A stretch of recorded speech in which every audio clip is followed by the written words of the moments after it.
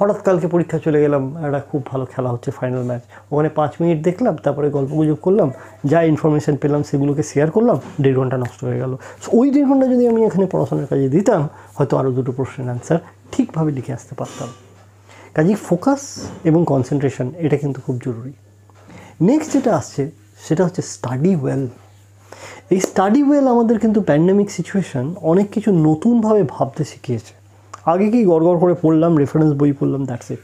No, text book reading is essentially required, reference book reading is essentially required, যেটা আমাদের করতে হবে number 1।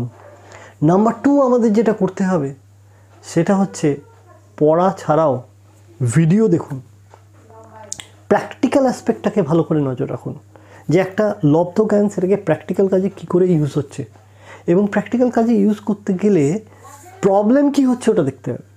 একটা সাবজেক্ট পড়লেন, তার প্র্যাকটিক্যাল ইউজ ওই সাবজেক্টটা লিখে দিলেন, কোথায় কোথায় ব্যবহারিক জীবনে ব্যবহার হয়, তাহলে আপনাদের দিগন্ত খুলে যাবে, আপনারা দেখতে পাবেন যে ওকে এখানে এইভাবে অ্যাক্সেস করতেন। তাহলে subject practical use, subject problem and solution, তাহলে ওই টপিকটা নিয়ে কী কী প্রবলেম দিন দুনিয়ায় ফেস হয়েছে এবং কী কী প্রবলেম এর সলিউশন হয়েছে এটা আপনারা জানতে পারবেন। এটা যদি করেন তাহলে লব্ধ জ্ঞানটা আপনাদের খুব ভালোভাবে প্রতিষ্ঠা লাভ করতে পারবে। আবার একটু পরে ফিরে আসছি, নজর রাখুন।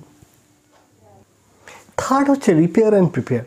এই রিপেয়ার অ্যান্ড প্রিপেয়ারে গিয়ে রাইট Q&A, যখন আপনারা একটা সম্যক ধারণা পেলেন একটা চ্যাপ্টার সম্পর্কে, একটা সিলেবাসের অংশের সম্পর্কে, দেন ইউটিউব ভিডিও দেখে নিলেন কুইকলি, এবং দেখে একটা কোশ্চেন অ্যান্সার যে এটা হলে এটা হবে, এটা হলে এটা হবে, এবং সলভ পেপার্স এবং আপনাদের যে পাঠ্যক্রম আছে সেখানে কী কী পেপার্সগুলো আছে, কী কী প্রবলেম সলভিং আছে, সেইগুলোকে সলভ করা যায়।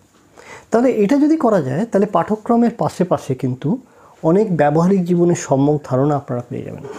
এই ব্যবহারিক জীবনের সম্যক ধারণা পেলে পরে নলেজ বেসটা বাড়বে, যেটা কিন্তু পাঠ্যক্রমে যে বিষয়বস্তুটা লেখা আছে এটা ছাড়া তার পারিপার্শ্বিক যে ডোমেন নলেজ বাড়বে, সেটা দিয়ে আপনারা কিন্তু অনেক ভালোভাবে ওই বিষয়টাকে উপস্থাপন করতে পারবেন পরীক্ষার হলে। নেক্সট হচ্ছে শ্যুট ভিডিও।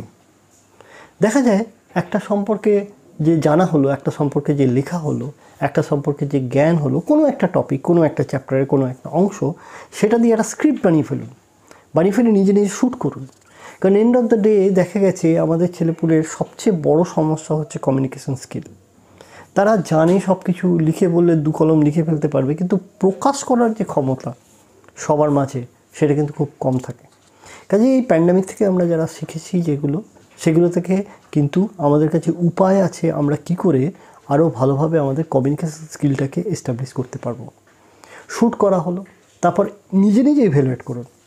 প্রথম ভিডিওটা দেখে মনে হবে আমি তো এখানে 10টা ভুল করেছি, বন্ধুদের দেখান, আপনাদের যারা প্রফেসর আছে তাদের দেখান, যারা টিচার আছে তাদের দেখান, যারা ওয়েল উইশার্স আছে তাদের দেখান, খুব বেশি নয় 5 জনকে দেখান। 5 জনকে দেখালে মোটামুটি 15টা ভুল বেরোবে। এই 15টা ভুলকে আপনারা কারেক্ট করুন, এবং তারপরে দেখবেন 1 বার 2 বার 3 বার 4 বার 5 বার পঞ্চম ভিডিও যেটা তৈরি হবে, দ্যাট উইল বি সলিড, এবং আপনারা ওয়াও হয়ে যাবেন, oh I can do it, yes you can do it. এবং তার জন্যই আমরা বলেছি yes yes yes yes yes. এবং তারপরে যখন আপনারা এইভাবে নিজের শরীর এবং মনকে জাগ্রত করলেন, যত আপনারা ফোকাসলি পড়াশোনা করতে শুরু করলেন, যখন রিপেয়ার এবং প্রিপেয়ার এই পর্যায়ে এলো, নেক্সট হচ্ছে go and get ready for job interview. কারণ এই পাঠ্যক্রমের শেষেই আপনাদের ইন্ডাস্ট্রি জয়েন করতে হবে, এবং ইন্ডাস্ট্রি রেডিনেস একটা কিন্তু খুব অত্যাবশ্যকীয় ব্যাপার। কারণ ইন্ডাস্ট্রি যা চায় এবং পাঠ্যক্রম থেকে আমরা যা পড়ে আসি তার মধ্যে একটা বিস্তর গ্যাপ আছে। ওই গ্যাপটা কি সে সম্পর্কেই আজকে আলোচনা করব। প্রথম হচ্ছে ইন্টারভিউতে প্রথম যে প্রশ্নটা করা হয় সেটা হচ্ছে প্লিজ ইন্ট্রোডিউস ইউরসেলফ। কাজেই আপনি আপনাকে উপস্থাপিত করুন বা ইন্ট্রোডিউস করুন। এটা কিন্তু নাম্বার 1 চান্স যে আপনি কিভাবে আপনার সিভি বা বায়োডাটাকে বেচবেন। কাজেই এখন এই যে পোস্ট প্যান্ডেমিক এরাতে আবার স্কুল কলেজ খুলে যাচ্ছে, এইখানে আপনাকে কি করতে হবে, নিজেকে বেচার জন্য বা নিজেকে ঠিকভাবে উপস্থাপন করার জন্য সিভিটাকে খুব ভালো করে বানাতে হবে। সিভি কী করে বানানো যায়, প্রচুর ইন্টারনেটে ফরম্যাট পেয়ে যাবেন, আপনাদের টিচার যারা রয়েছেন তাদের সঙ্গে আলোচনা করে একটা স্ট্রাকচার্ড ফরম্যাট তৈরি করুন এবং সেখানে খুব ভালোভাবে লিখুন আপনার এরিয়া অফ ওয়ার্ক, আপনি কী কী শিখেছেন, আপনি কী কী করতে পারেন, আপনার ইন্টারেস্ট কী, ইত্যাদি ইত্যাদি। নেক্সট হচ্ছে ইন্ট্রোডিউস ইউর সেলফ। এইখানে একটা 1 মিনিটের শর্ট ভিডিও তৈরি করুন। এই 1 মিনিটের শর্ট ভিডিওটায় আপনি কী করবেন, আপনি কে, আপনি কী খেতে ভালোবাসেন ওইসব না, who are you and what is your technical competency. Hobby একটা লাস্ট লাইনে থাকতে পারে, কিন্তু আপনার টেকনিক্যাল কম্পিটেন্সিটা কী? এই টেকনিক্যাল কম্পিটেন্সি দিয়ে আপনি কোনো একটা অর্গানাইজেশনে যখন রিক্রুট হবেন তখন কিভাবে আপনি ভ্যালুয়েট করতে পারবেন, কিভাবে আপনি ওই কোম্পানিটাকে কম্পিটিশন থেকে উঠতে সাহায্য করতে পারবেন, কিভাবে আপনি একটা ক্রিয়েটিভ জিনিস দিয়ে আপনার কাস্টমারকে একটা প্রবলেম সলভিং স্কিল তৈরি করতে সাহায্য করতে পারবেন, কিভাবে আপনি ওই কোম্পানিটার প্রফিট মেকিংয়ে অ্যালাইন হতে পারবেন, কিভাবে আপনি টিম বিল্ডিং করে কোনো একটা অসাধ্যকে সাধন করার জন্য চেষ্টা করতে পারবেন। এই ব্যাপারগুলোর দিকে নজর রাখুন, কারণ ইন্টারভিউ বোর্ডে দেখা হয় আপনার স্ট্রেংথ, আপনার এনার্জি, আপনার জিল কেমন আছে। ইন্টারভিউ বোর্ডে দেখা হয় আপনার কমিউনিকেশন স্কিল কেমন আছে, আপনার ডিসিশন মেকিং স্কিল কেমন আছে, আপনার কমিউনিকেশন স্কিল এর ওপর আরও কি আছে যেটা দিয়ে আপনি প্রবলেমটাকে সলভ করতে পারবেন অতি সহজে, কনফ্লিক্টগুলোকে রিজলভ করে। কারণ কনফ্লিক্ট ম্যানেজমেন্ট এটা কিন্তু একটা বড় আইডিয়া, যেগুলো আপনাকে যে ইন্টারভিউ বোর্ডের যারা আছেন apart from the technical skill তারা যাচাই করে দেবেন। কাজেই আপনি যদি আপনার লার্নিং এবং এবিলিটি এই দুটোকে খুব ভালোভাবে বাড়িয়ে চলেন, আপনি যদি আপনার অ্যাটিটিউডটাকে সার্ভ কেয়ারিং অ্যাটিটিউডে রূপান্তরিত করেন এবং আপনি যদি আপনার অ্যাটিটিউডটাকে খুব ভালোভাবে তৈরি করেন যাতে করে you will be best fit to the industry, এবং তাহলে যখন আপনাদের কলেজ এবং স্কুলগুলো শুরু হবে অচিরেই কিন্তু আপনারা নব উদ্যমে কাজ শুরু করে আবার অবলীলাক্রমে সেই পেসে চলে আসতে পারবেন যেটা লাস্ট 2 বছর আগে ছিল। শুভেচ্ছা রইল। এই টুলস এবং টেকনিক যেগুলো আমরা আলোচনা করলাম সেগুলোকে ব্যবহারিক কাজে প্রয়োগ করুন এবং নিজেরাই নিজেদেরকে কম্পিটিশন হিসেবে নিয়ে নিজেদেরকে নিজেদের এবিলিটিটাকে চ্যালেঞ্জ করে আবার এগিয়ে চলুন নব উদ্যমে এবং নতুনভাবে শুরু করে এই ইন্টারভিউগুলোকে ক্র্যাক করার জন্য নিজেকে কিভাবে অবিরল প্র্যাকটিস, অবিরল প্রতিনিয়ত খুব হার্ডওয়ার্কিংয়ের মাধ্যমে তৈরি করে নিতে হয় উইথ এ স্মার্টার অ্যাপ্রোচ, যাতে করে আপনারা কিন্তু আপনাদের অভীষ্ট লক্ষ্যে অতি সহজেই পৌঁছে যেতে পারবেন। নমস্কার।